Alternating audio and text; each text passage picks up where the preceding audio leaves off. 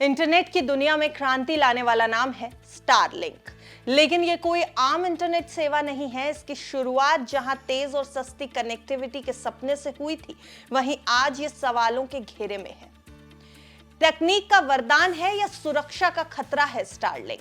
जब सैकड़ों नहीं बल्कि हजारों सैटेलाइट धरती के चक्कर लगाकर सीधे आपके घर इंटरनेट बीम करें, तो सोचिए, mobile tower, fibre cable, spectrum नीलामी, ये सब कुछ बेमानी हो जाते हैं। एलन मस्क की ये तकनीक अब भारत के दरवाजे पर खड़ी है।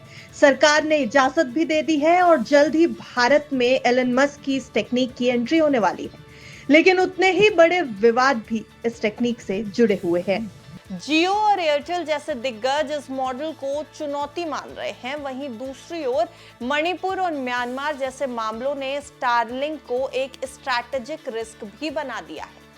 तो क्या ये इंटरनेट का भविष्य है या एक अनकंट्रोल्ड ताकत? यही है आज के दौर की सबसे बड़ी डिजिटल बहस, और इसी को समझने की आज इस वीडियो में, इस रिपोर्ट में हम करेंगे कोशिश।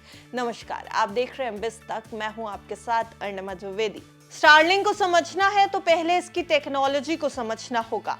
ये पारंपरिक इंटरनेट प्रोवाइडर्स से बिल्कुल अलग है। स्टारलिंक सैकड़ों नहीं हजारों छोटे छोटे सैटेलाइट्स का एक नेटवर्क है जो पृथ्वी की सतह से मात्र 550 किलोमीटर की ऊंचाई पर घूम रहे हैं।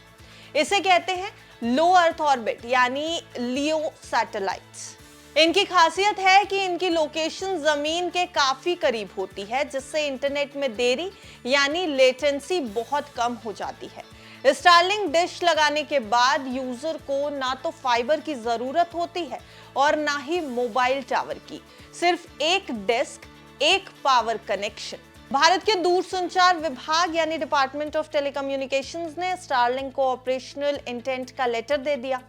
अब बस इन स्पेस से अंतिम मंजूरी बाकी है, जिसके बाद स्टारलिंक भारत में औपचारिक रूप से अपनी सेवाएं शुरू कर सकता है। फिलहाल भारत में दो कंपनियों वनवेब और रिलायंस जियो को सैटेलाइट इंटरनेट की टेस्टिंग की मंजूरी मिल गई है। स्टारलिंक तीसरी कंपनी हो सकती है जो भारत में सैटेलाइट इंटरनेट का संचालन करेगी। लेकिन भारत में स्टारलिंक को लेकर जितना उत्साह है, उतना ही बड़ा विरोध भी। दरअसल स्टारलिंक को लेकर टेलीकॉम कंपनीज जैसे कि रिलायंस जियो और एयरटेल की ओर से थोड़ी नाराजगी भी देखने को मिल रही है। भारत में सरकार अब एक नई नीति बना रही है, जिससे एलन मस्क की कंपनी स्टारलिंक जैसे सैटेलाइट्स इंटरनेट देने वाले प्लेटफॉर्म को देश में काम करने की इजाजत मिल सके। लेकिन नाराजगी घरेलू दिग्गज प्राइवेट टेलीकॉम प्लेयर्स की आ रही है सामने। इसके लिए जो पॉलिसी है, उसके लिए सरकार ने एक प्रस्ताव भी रखा है कि स्टारलिंक जैसी कंपनियां अपने सालाना मुनाफे का सिर्फ 4% सरकार को फीस के रूप में दें। इस तरह का सिस्टम दुनिया के कई देशों में पहले से ही लागू है। इसमें कंपनियों को स्पेक्ट्रम खरीदने की जरूरत नहीं होती, बस थोड़ी सी फीस देकर इंटरनेट सेवा शुरू कर सकते हैं। अब यहीं से शुरू हुआ नाराजगी का दौर। यहीं से देश की दो बड़ी टेलीकॉम कंपनियां रिलायंस जियो और भारती एयरटेल नाराज हो गई। उन्हें लगता है कि यह तरीका उनके साथ एक बहुत बड़ा अन्याय है। ऐसा इसलिए क्योंकि इन कंपनियों ने भारत में 5G और बाकी मोबाइल नेटवर्क के लिए स्पेक्ट्रम खरीदने में हजारों करोड़ रुपए लगा दिए हैं। स्पेक्ट्रम खरीदने के लिए इन्हें बकायदा नीलामी यानी ऑक्शन में हिस्सा लेना पड़ता है और सरकार को एक बहुत बड़ी रकम देनी होती है। वहीं स्टारलिंक जैसी कंपनी को बिना नीलामी के महज मामूली फीस देकर वही सेवा शुरू करने की छूट मिल रही है। तो एयरटेल और रिलायंस जियो जैसी कंपनियों की नाराजगी अब सामने आ रही है। रिलायंस और एयरटेल की दलील है कि अगर स्टारलिंक भी उन्हीं ग्राहकों को इंटरनेट देगा जिन्हें हम दे रहे हैं, तो इसे भी वही कीमत चुकानी चाहिए जो हम दे रहे हैं।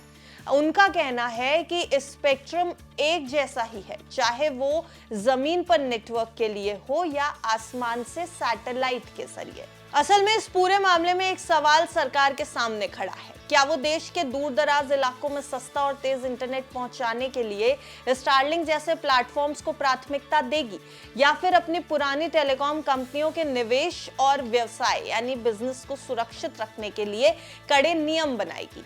सरकार को दोनों के बीच संतुलन बनाना है ताकि देश का डिजिटल विकास भी हो और घरेलू कंपनियां जो जैसे कि रिलायंस जियो या एयरटेल या दूसरी घरेलू टेलीकॉम कंपनियों को नुकसान भी ना पहुंचे। अब जाहिर है स्टारलिंक जैसी कंपनी अगर बेहद कम कीमत में इंटरनेट सेवा देगी तो लोग उसकी तरफ झुकेंगे, लेकिन इससे भारत की टेलीकॉम कंपनियों को भारी आर्थिक झटका भी लग सकता है, क्योंकि उन्होंने नेटवर्क बिछाने में अब तक अरबों रुपए खर्च कर दिए हैं। अच्छा, स्टारलिंक को लेकर एक विवाद और है, वो भी हम आपके सामने रख देते हैं, और ये विवाद है देश की सुरक्षा से जुड़ा हुआ। हाल ही में मणिपुर में सुरक्षा बलों ने कई स्टारलिंक इंटरनेट डिवाइसेस जब्त किए थे, वो भी उग्रवादी संगठन पीएलए के सदस्यों से। ये डिवाइस न सिर्फ इंटरनेट प्रोवाइड कर रहे थे, बल्कि कथित तौर पर हथियारों और विस्फोटकों के साथ बरामद हुए। वहीं दूसरी तरफ अंडमान में भी एक ऐसा ही मामला सामने आया, जब एक नाव से स्टारलिंक की किट के साथ म्यांमार से लाई गई ड्रग्स पकड़ी गई थी। और ये दोनों ही मामले ऐसे समय में सवाल खड़े कर रहे हैं जब स्टारलिंक को भारत में अभी आधिकारिक मंजूरी नहीं मिली, तो ये डिवाइसेस देश में आखिर पहुंचे कैसे? देखिए, एलन मस्क ने भी इस पर प्रतिक्रिया दी थी और ये कहा था कि स्टारलिंक भारत में बीम नहीं कर रहा, यानी इंटरनेट भारत में आधिकारिक तौर पर बंद था। लेकिन जो सच्चाई जमीन पर दिख रही थी वो इस दावे को चुनौती देती हुई नजर आई, और इसके बाद कई तरीके के सवाल भी खड़े हो गए, और ये दूसरा विवाद स्टारलिंक से जुड़ा हुआ देश की सुरक्षा को लेकर पैदा हो गया। दरअसल स्टारलिंक की सबसे बड़ी खूबी ही इसकी सबसे बड़ी कमजोरी भी बनती जा रही है। स्टारलिंक की डिश आसानी से काले बाजार में यानी ब्लैक मार्केट में मिल जाती है। म्यांमार में जहां सरकार ने इंटरनेट पर कई बार प्रतिबंध लगाए, वहां स्टारलिंक ही एकमात्र ऑप्शन बन गया। द म्यांमार इंटरनेट प्रोजेक्ट के मुताबिक वहां 3000 से ज्यादा स्टारलिंक डिवाइसेस एक्टिव हैं, और वो भी अवैध रूप से। ये डिवाइसेस न सिर्फ नागरिकों बल्कि विद्रोही संगठनों और साइबर स्पैमिंग माफिया द्वारा भी इस्तेमाल किए जा रहे हैं। तो भारत के नजरिए से भारत में जहां एक और स्टारलिंक के फायदे नजर आते हैं दूर दराज के इलाकों में इंटरनेट क्रांति लाने के लिए, वहीं इसकी कमजोर रेगुलेशन और पारदर्शिता चिंता का एक विषय भी है। अगर स्टारलिंक बिना मंजूरी के एक्टिव हो सकता है और उग्रवादी और स्कैमर्स इसे आसानी से इस्तेमाल कर सकते हैं, तो फिर ये सिर्फ एक इंटरनेट सर्विस नहीं बल्कि एक स्ट्रैटेजिक रिस्क भी बन सकता है। भारत जैसे देश को जहां साइबर सुरक्षा और जियोपॉलिटिकल तनाव पहले से चुनौती बने हुए हैं, वहां ऐसी टेक्नोलॉजी को बगैर सख्त निगरानी के अपनाना खतरनाक हो सकता है। और कितना खतरनाक हो सकता है, ये देश की सुरक्षा एजेंसियां आपको बेहतर तरीके से बताती चली आ रही हैं। स्टारलिंक के बारे में एक बात बिल्कुल साफ है, ये टेक्नोलॉजी कनेक्टिविटी के पुराने नियमों को तोड़ रही है। अब सरकारें सिर्फ जमीन पर लगे टावर या ऑप्टिकल फाइबर को कंट्रोल करके इंटरनेट नहीं रोक सकती। आसमान से बीम होता इंटरनेट एक नई चुनौती है, और इसमें जो चाबी है वो एलन मस्क के हाथ में है। ये एक तरह की डिजिटल सत्ता यानी एक डिजिटल पॉलिटिक्स है, और इसका इस्तेमाल अगर सही हाथों में हो तो ये डेवलपमेंट की नई इबारत लिख सकता है। लेकिन यहाँ पर एक बहुत बड़ा पॉज है कि लेकिन अगर इसका इस्तेमाल गलत हाथों में चला गया, जैसे कि मणिपुर, म्यांमार, यूक्रेन या स्कैमिंग सेंटर्स में देखा गया है बीते कुछ समय में, तो ये पूरे सिस्टम को खतरे में डाल सकता है। आपकी क्या राय है स्टारलिंक को लेकर के?